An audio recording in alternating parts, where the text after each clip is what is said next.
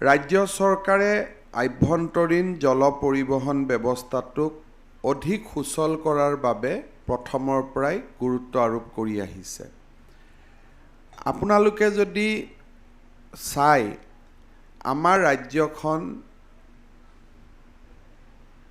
এক প্ৰকাৰ ক'ব গ'লে আমাৰ সভ্যতা আৰু আমাৰ ৰাজ্যখন নদীক কেন্দ্ৰ কৰি নিৰ্মাণ হৈছে। সৰু নদী, উপনদী আৰু তাৰ পিছত ব্ৰহ্মপুত্ৰ, বৰাক। আৰু নদীয়ে আমাৰ দুইটা পাৰৰ ৰাইজৰ মাজত যোগাযোগৰ এটা বিৰাট ব্যৱধানৰ সৃষ্টি কৰিছে। শদিয়াৰ পৰা ধুবুৰীলৈ গোটেইখন যদি ব্ৰহ্মপুত্ৰ নদী আৰু তাৰ ওপৰত যদি মাত্ৰ 3খন বা 4খন দলং থাকে, তেতিয়াহ'লে আমি সহজে অনুমান কৰিব পাৰোঁ যে গুৱাহাটীৰ পৰা নগাঁৱৰ কলীয়া ভোমোৰা নোপোৱালৈকে মাজত দলং নাই। গতিকে এই অঞ্চলৰ ৰাইজৰ পৰিবহণৰ সাউথ বেংক আৰু নৰ্থ বেংকৰ মাজত একমাত্ৰ ব্যৱস্থা কি হ'ব লাগিব? নাও বা জাহাজ। ফুলবাৰীত যদি আমি ধৰি লওঁ, ধুবুৰীত ফুলবাৰীত ব্ৰিজ হ'ব। ফুলবাৰীৰ পৰা গুৱাহাটীৰ মাজত এই সুদীৰ্ঘ ব্ৰহ্মপুত্ৰৰ ওপৰত কোনো দ্বিতীয়খন দলং নাই। তাৰ মানে গোটেই নামনি অসমৰ মানুহৰ যাতায়াতৰ ব্যৱস্থা কি হ'ব লাগিব?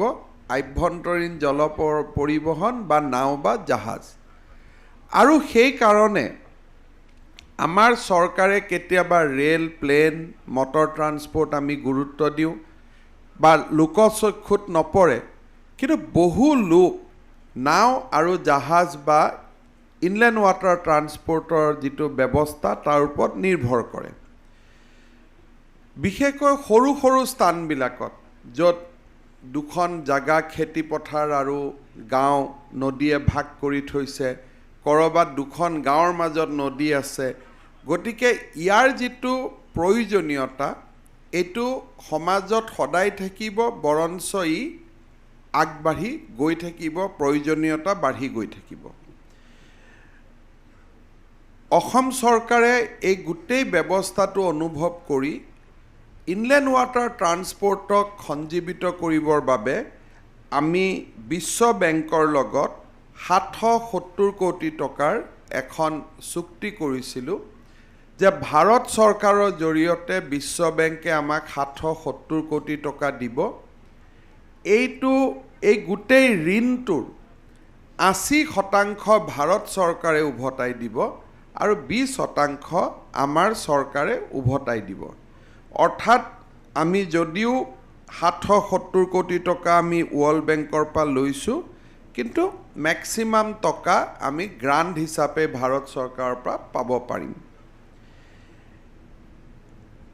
বৰ্তমান সময়ত আমি 10খন নতুন জাহাজ আমি নিৰ্মাণৰ কাম হাতত লৈ আছিলোঁ আৰু ইয়াৰ ভিতৰত কেইখনমান জাহাজ আমি মাজুলীৰ দুৰ্ঘটনাৰ পিছত আমি মুকলি কৰিছিলোঁ ব্ৰহ্মপুত্ৰৰ আনটো ঘাটত।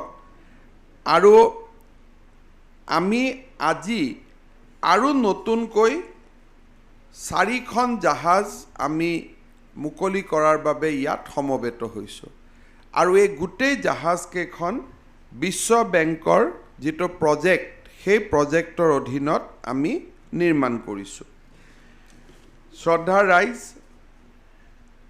মাজুলী নাও দুৰ্ঘটনাৰ পিছত আমাৰ কাৰণে অত্যন্ত প্ৰত্যাহ্বান আছিল যে আমি কি ধৰণে যাতায়াতৰ বিকল্প ব্যৱস্থা কৰিব পাৰোঁ।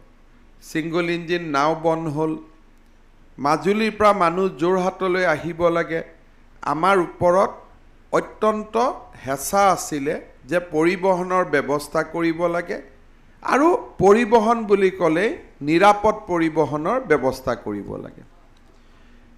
খুব ততাতয়াকৈ নতুন জাহাজ আদি দিয়াৰ পিছত আজিৰ দিনটোত আমি 8খন জাহাজ মাজুলী নিমাতীঘাট বা আন তাৰ ঘাটবিলাকৰ লগত আফলাটিং, নিমাতীঘাট, নিমাতীঘাট, মাজুলী আমি চলাই আছোঁ। আৰু তাৰ পিছত আমি টেকন'লজি আনিলোঁ। মানুহৰ এটা অভিযোগ আছিল যে নাওত আমি ডাইৰেক্টলি উঠিব পাৰোঁ, জাহাজত আমি উঠিবৰ কাৰণে টিকেট ল'বৰ কাৰণে বহুত দীঘলীয়া লাইন কৰিব লাগে। তাতো আমি টেকন'লজি আনিলোঁ যে এপৰ জৰিয়তে আমি টিকেট কৰিব পাৰোঁ। আমাৰ এক কথাত দুটা লাভ হ'ল, এপৰ জৰিয়তে টিকেট লোৱাৰ পিছত আমাৰ গোটেই ব্যৱস্থাটো স্বচ্ছ আৰু ট্ৰান্সপাৰেণ্ট হ'ল। বহুত এফেক্ট নকৰে কাৰণ আমি খৰচ বহুত কৰোঁ, কিন্তু তথাপিতো আপোনালোকে প্ৰিন্সিপাল ছেক্ৰেটাৰীয়ে দিয়া প্ৰেজেণ্টেশ্যনটো দেখিছে যে আমি এপত এতিয়ালৈকে ২৬ লাখ টকা আমি ৰাজহ সংগ্ৰহ কৰিছোঁ। খৰচ আমাৰ বহুত বেছি, কিন্তু সেই ২৬ লাখ টকাও আগতে হয়তো সংগ্ৰহ হোৱা নাছিল।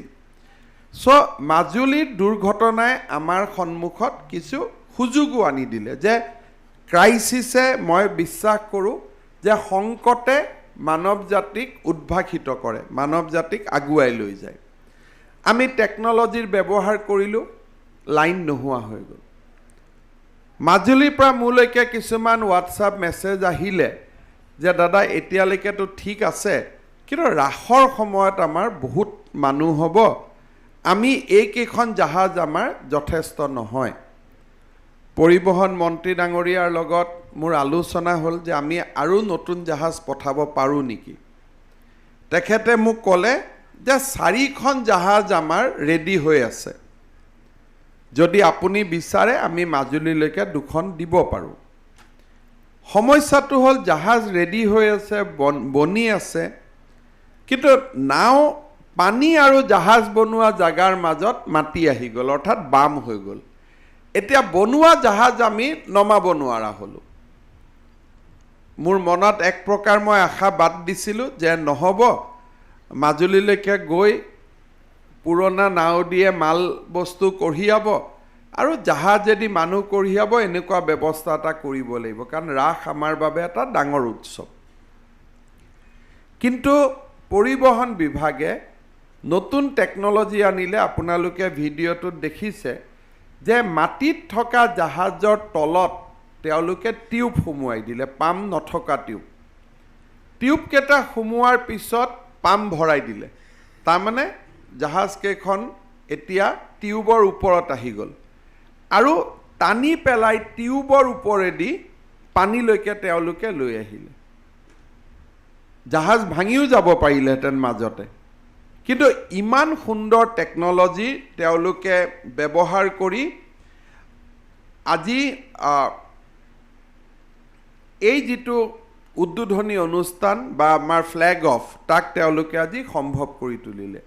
ইয়াৰ ভিডিঅ'টো দেখিলে মাজুলীত ৰাইজে অলপ হ'লেও অনুভৱ কৰিব পাৰিব যে আমি কিমান চিন্তিত আছিলোঁ আৰু চেন্নাইৰ পৰা টেকন'লজি আনি আমি মাজুলীৰ যাতে ৰাস উৎসৱ সফল হয় তাৰ বাবে আমি চেষ্টা কৰিছিলোঁ। আৰু আমি ভাবোঁ যে আমাৰ সভ্যতা সংস্কৃতিৰ প্ৰতি থকা আমাৰ শ্ৰদ্ধা আৰু আমাৰ মাজুলীৰ ৰাইজৰ প্ৰতি থকা দুৰন্ত সেৱা কৰাৰ মানস, এই দুয়োটাকে আজিৰ অনুষ্ঠানটোৱে প্ৰতিফলিত কৰিছে।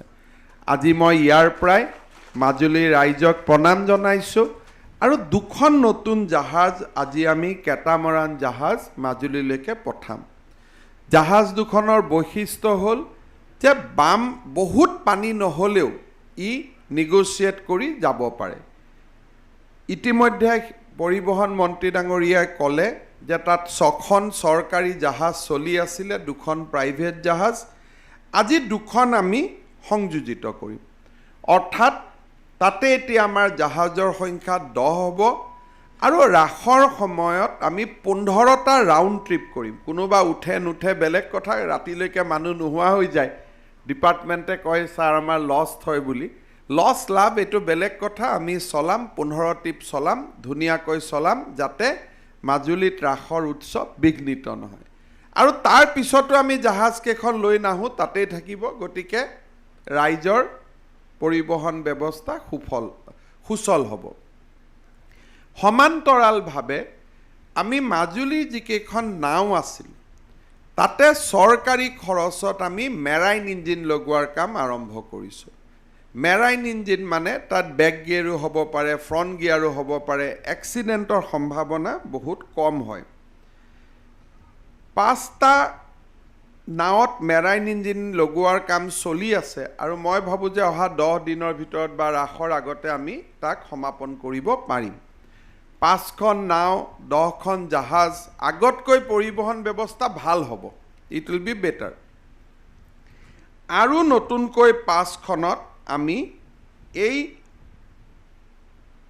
মেৰাইন ইঞ্জিন লগোৱাৰ কাম চলাই আছোঁ বা চলাম আমি নেক্সট ফেজত।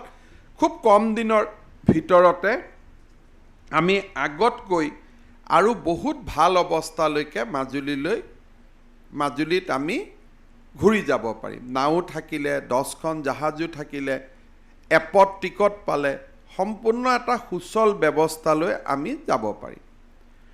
আমাৰ এই ব্যৱস্থা অকল মাজুলীতে সীমাবদ্ধ নহয়। আজি আমি গুৱাহাটী আৰু উত্তৰ গুৱাহাটী উমানন্দৰ মাজতো 2খন আমি নতুন জাহাজ দিব খুজিছোঁ। যোৱাবাৰ আমি উত্তৰ গুৱাহাটীৰ কাৰণে থোৱা জাহাজ 2খন আমি মাজুলীত পঠাই দিছিলোঁ। মই কৈছিলোঁ ঠিক আছে, জালুকবাৰীত নালাগে, মাজুলীত যাওক। আজি তেওঁলোকে আমি যি 2খন মাজুলীত পঠাই দিছিলোঁ সেই 2খন তেওঁলোকে আমাক ইয়াত ৰিপ্লেচ কৰিব। উত্তৰ গুৱাহাটী উমানন্দৰ মাজতো 2খন নতুন জাহাজ আমি পাম। আৰু গুৱাহাটী উমানন্দত যিহেতু পৰ্যটকসকল আহে, আজিৰ পৰা গুৱাহাটী আৰু উমানন্দৰ ঘাটৰ মাজতো এপত টিকেট ল'ব পাৰিব, অৰ্থাৎ কাটিব নালাগে। আৰু 7 দিনৰ ভিতৰত উত্তৰ গুৱাহাটীৰ ৰাইজেও এপত টিকট ল'ব পাৰিব, অৰ্থাৎ ডিজিটেলি টিকেট ল'ব পাৰিব। আমি এইটো আৰু উদ্বোধন নকৰোঁ, 7 দিন পিছত পেপাৰত এটা এডভাৰটাইজ দিয়ে উত্তৰ গুৱাহাটীটো আমি লঞ্চ কৰি দিম। আৰু মই ডিপাৰ্টমেণ্টক এইটোও ৰিকুৱেষ্ট কৰিম যে বাকী ঘাটকেইটাতো এপ আমি ইণ্ট্ৰডিউচ কৰি পেলাব লাগে, যাতে আমাৰ এই সুযোগতে, মই কৈছোঁ সংকটে সুযোগ আনে, গতিকে এই সংকটটোক ইউটিলাইজ কৰি আমি কমপ্লিট টেকন'লজিলৈকে গুচি যাব লাগে। মই ভাবোঁ যে কালেকশ্যনো ভাল হ'ব, ৰাইজেও ৰাতি 12টাতে টিকেটটো কৰি গম পাব যে মই অহাকালি 5টাত মোৰ জাহাজ আছে, এডভান্স বুকিং হৈ থাকিব, কোনো ক'তো টেনশ্যন নাই। 1 লাখ মানুহে এই সুবিধা ল'লে। যোৱা 6 মাহত আমাৰ চৰকাৰখনত আপোনালোকে দেখিব মাজুলী নিমাতী ঘাটৰ মাজত 1 লাখ মানুহে এই সুযোগ ল'লে। লাৰ্ণাৰ লাইচেঞ্চ 1.5 লাখে ল'লে। এতিয়া ড্ৰাইভিং লাইচেঞ্চ ৰিনিউৱেল আৰু ডুপ্লিকেটো টেকন'লজি দি হয়, ঘৰত বহি হয়, কোনো ক'তো যাব নালাগে। অহা 20 তাৰিখৰ পৰা মিউনিচিপালিটিত ট্ৰেড লাইচেঞ্চো ঘৰত বহি ল'ব পাৰিব। নিবনুৱা যুৱক যুৱতীয়ে এমপ্লয়মেণ্ট এক্সচেঞ্জত নাম ৰেজিষ্টাৰ কৰিব লাগে, কোনো অফিচত যাব নালাগে, ৰাতি 2টা বজাত বহি কৰিব পাৰে। অৰ্থাৎ কৰ্মচাৰীৰ বাবেহে 10টাৰ পৰা 5টাৰ অফিচ। লাহে লাহে অসমৰ জনসাধাৰণৰ কাৰণে আমি 24 ঘণ্টাৰ অফিচ বনাই আছোঁ, যে ৰাতি 2টাতো ড্ৰাইভিং লাইচেঞ্চ লওক, ৰাতি 2টাতো এমপ্লয়মেণ্ট ৰেজিষ্ট্ৰেশ্যন লওক, ৰাতি 2টা বজাত ASTC টিকেট লওক, ৰাতি 2টা বজাত জাহাজৰ টিকেট লওক। এই ধৰণে আমি সুবিধাবিলাক বঢ়াই আহি আছোঁ। আৰু আজি আমাৰ এই সম্পূৰ্ণ এটা সুন্দৰ দিনত মই আমাৰ পৰিবহণ বিভাগক ধন্যবাদ জনাইছোঁ যে এটা সুন্দৰ কাম আমি আৰম্ভ কৰাৰ বাবে। মই এটা অনুৰোধ কৰিম যে যোৱাবাৰ নাও দুৰ্ঘটনাৰ পিছত আমাৰ উত্তৰ গুৱাহাটীৰ মাজৰ নাৱৰীয়াসকলৰো খুব বেয়া অৱস্থা। বাকীয়ে ডিপাৰ্টমেণ্টৰ কথা নামানিলে, কিন্তু আমি ডিপাৰ্টমেণ্টৰ কথা মানি 3 বছৰ আমাৰ মানুহে নাও চলোৱা নাই। এই নাওকেইখনত মেৰাইন ইঞ্জিন লগাই দিলে অন্ততঃ দলংখন হোৱাৰ আগতে 1-2 বছৰ যি কৰিব পাৰে অকণমান কিবা এটা কৰিব পাৰিব। সেই অনুৰোধো মই ডিপাৰ্টমেণ্টক ৰাখিব খুজিছোঁ। টোটেল আমি ছিংগল ইঞ্জিন আমাৰ অসমত 1000 মান চলি আছে। তাৰে 853 ছিংগল ইঞ্জিনত আমি চৰকাৰৰ টকাৰে আমি মেৰাইন ইঞ্জিন লগাই দিম। অৰ্থাৎ আমি গোটেই ব্যৱস্থাটোক সুচল কৰাৰ বাবে চেষ্টা কৰিছোঁ আৰু আমি ইয়াক সুচল কৰিম। এই পথেদি আজি আমি ধাৱমান হৈছোঁ।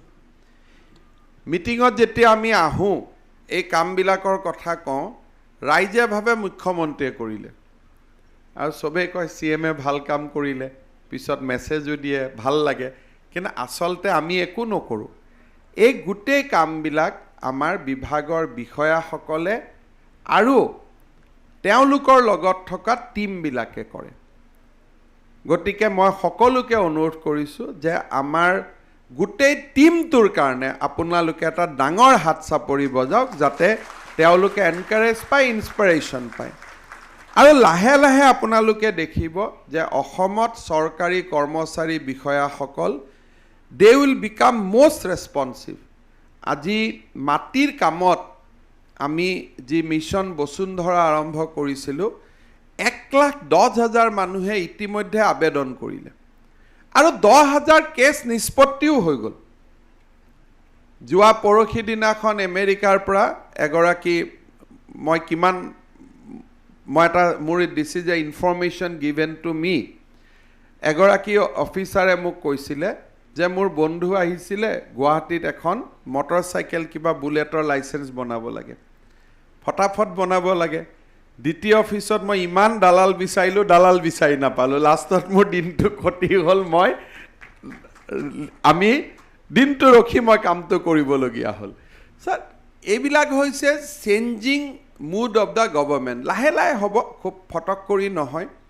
এতিয়াতো মই যোৱা যোৰহাট আৰু শিৱসাগৰত যোৱাকালি পৰহি মই আছিলোঁ। মই এতিয়া পুলিচক কৈছোঁ যে কাৰোবাৰ যদি এক্সিডেণ্ট হয় গাড়ীৰ, এক্সিডেণ্ট ৰিপৰ্ট, ডেথ ৰিপৰ্ট উকিলে ল'ব নোৱাৰিব। OCয়ে মানুহজনৰ ঘৰত গৈ দি থৈ আহিব লাগিব। নহ'লে MSCT কেছৰ নামত তাতে দুখীয়া মানুহক এক্সপ্লইট কৰাৰ এখন ডাঙৰ বজাৰ আছে। এজন মানুহ মৰে, 5 লাখ টকা ইঞ্চুৰেঞ্চ পায়, উকিলে কথা পাতে যে মোক কমিশ্যন কিমান দিব, 30 to 40% কমিশ্যন হয়। আৰু কমিশ্যনটো নিদিলে কি হয় যে দুখীয়া মানুহজনে পুলিচৰ পৰা ডেথ ৰিপৰ্ট উলিয়াব নোৱাৰে, হস্পিটালৰ পৰা পষ্টমৰ্টেম ৰিপৰ্ট উলিয়াব নোৱাৰে। এনেকৈ বন্ধ কৰি থোৱা আছে যে সাধাৰণ মানুহে গৈ নাপায়গৈ। এতিয়া আমি চকু দিছোঁ যে অহা 1 জানুৱাৰীৰ পৰা 100% কোনো মানুহে এক্সিডেণ্ট ৰিপৰ্ট বিচাৰি থানাত নাযাব, থানাই মানুহজনক ঘৰত দিব লাগিব। আৰু কোনোবা থানাত গ'লে হ'ল, আৰু থানা যাব লাগিব মানুহৰ ঘৰত। এটলিষ্ট মৃত মানুহ এজনৰ প্ৰতি সেইখিনি শ্ৰদ্ধা জনোৱাৰ সাহস অসম পুলিচৰ থাকিব লাগিব যে minimum this we can do. জীয়াবতো নোৱাৰোঁ, কিন্তু এটলিষ্ট মৃত পৰিয়ালটোৰ আগত বিধৱা মানুহজনীৰ হাতত এক্সিডেণ্ট ৰিপৰ্টটো, ডেথ ৰিপৰ্টটো আমি দি দিলে দেন তেখেতে সিদ্ধান্ত ল'ব পাৰিব যে মই কোন উকিল ল'ম। তেতিয়া ফিজত হ'ব, তেতিয়া কমিশ্যন ছিষ্টেমটো নোহোৱা হৈ যাব। আৰু তাৰ পিছতো যিসকলে এইবিলাক কাম কৰিব তেওঁলোকক কেনেকৈ অতিথি হিচাপে ৰাখিব লাগে সেই নিয়মটো আমি জানো। They will be our guest. গতিকে আমি অসমখনক চেঞ্জ কৰিব লাগিব, আৰু খুব ফাষ্ট চেঞ্জ কৰিব লাগিব। টেকন'লজি আৰু কৰ্তব্যনিষ্ঠা, এই দুটা যেতিয়া যুগ হ'ব আমি বহুত দূৰ আগুৱাই যাব পাৰিম।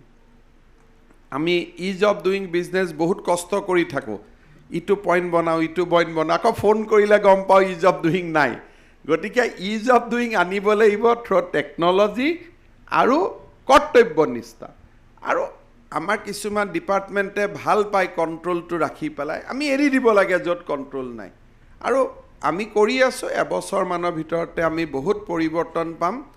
গুৱাহাটী, উত্তৰ গুৱাহাটীত জাহাজেদি পৰিবহণ কৰা ৰাইজ আৰু মাজুলীৰ ধৰ্মপান ৰাইজ, আপোনালোকক আজি ৰাতিপুৱাই আমি অলপ পিছতে জাহাজকেইখন মুকলি কৰি দিম। আৰু এনে এক সুন্দৰ কাৰ্যসূচীত যোগদান কৰিবলৈ পাই মই নিজকে ধন্য মানিছোঁ, আৰু পুনৰ এবাৰ অসমবাসী ৰাইজৰ শ্ৰীচৰণত সেৱা জনাইছোঁ।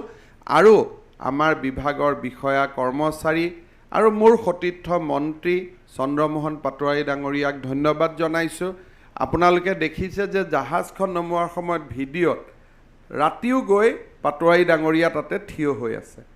আমি হাতেদি একো কৰিব নোৱাৰোঁ, কিন্তু আমাৰ উপস্থিতিয়ে ক'ৰবাত নহয় ক'ৰবাত আমাৰ বিষয়াসকলক প্ৰেৰণা যোগায়। মাজুলী নিমাতীৰ মাজত যেতিয়া এক্সিডেণ্ট হ'ল তাৰ পিছত 10 দিন চন্দ্ৰমোহন পাটোৱাৰী ডাঙৰীয়া যোৰহাটত আছে যে যেতিয়ালৈকে এইটো সুচল নহয় তেতিয়ালৈকে মই ইয়াৰ পৰা নাযাওঁ মই অলপ ঠিক ঠাক হোৱাৰ পিছত সেকেন্ড টাইম যেতিয়া কৈছো তেতিয়া পাটোৱাৰী ডাঙৰীয়াই কৈছে যে আজি মোটামুটি হৈ গ'ল কালি মই গুৱাহাটী যামগৈ গতিকে খুব সুন্দৰভাৱে আমাৰ টিমটোৱে কাম কৰি আছে মই পাটোৱাৰী ডাঙৰীয়াক ধন্যবাদ জনাইছো আৰু মই ভাবো যে আগলৈও আমাৰ যিমান কাম আছে আমি ঠিক কৰি লৈছো ডিসেম্বৰত কি কৰিম মাৰ্চত কি কৰিম আমি নিশ্চয় আমাৰ লক্ষ্য স্থানত উপনীত হ'ম বহুত বহুত ধন্যবাদ